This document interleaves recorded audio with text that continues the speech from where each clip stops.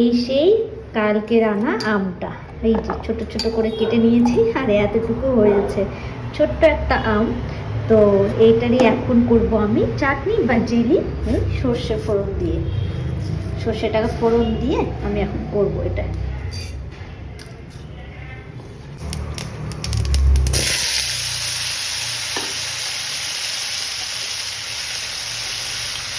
এখন দিয়ে দিব আমি একটু মটর লবণ হালকা, আর একদম হালকা হলুদ।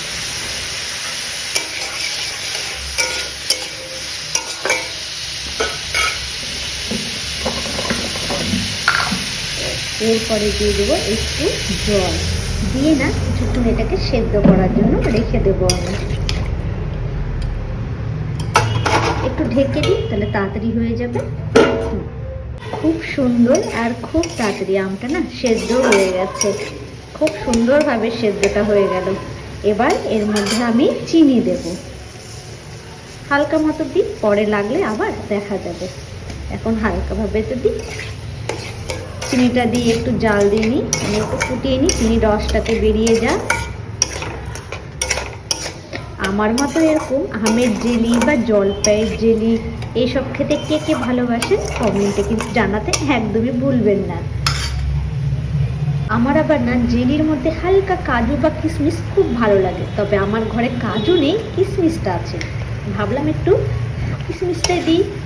এই দেখুন কত সুন্দর হয়ে গেছে জানেন, আর মিষ্টিটা একদম পারফেক্ট হয়েছে। আর এই যে হালকা হালকা এরকম গোটা গোটা আমগুলো থাকে না, এগুলো আমার আবার খেতে বেশ ভালো লাগে, মুখে লাগে একদম মনে হয় পুরো জেলি খাচ্ছি। এইভাবে আপনারা একদিন কিন্তু আমের জেলি বা জলপাইয়ের জেলি ট্রাই করবেন, এইভাবে করার খুব ভালো লাগে খেতে। আর লেবু থাকলে আরও ভালো লাগতো, কারণ এর মধ্যে নামানোর পরে লেবুর রস দিলে না বেশ ভালো লাগে খেতে। চলুন হয়ে গেছে, এবার নামিয়ে নিই জেলিটাকে। ফাইনালি কিন্তু এবার আমের জেলিটা আমার রেডি হয়ে গেছে। এই দেখুন কত সুন্দর হয়েছে না, আমের জেলি বা আমের চাটনি যেটাই বলুন না কেন, আমার তো বেশ ভালো লাগে এরকম করে খেতে। আর সব থেকে বড় জিনিস কি জানেন তো, এইটাতে না মানে আমটা অতটা টক ছিল না জন্যই আমার মিষ্টিটা কিন্তু একদমই কম লাগলো।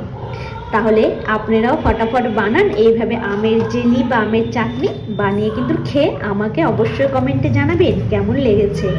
চলুন আজকের মতন এই অবধি, টাটা সবাইকে।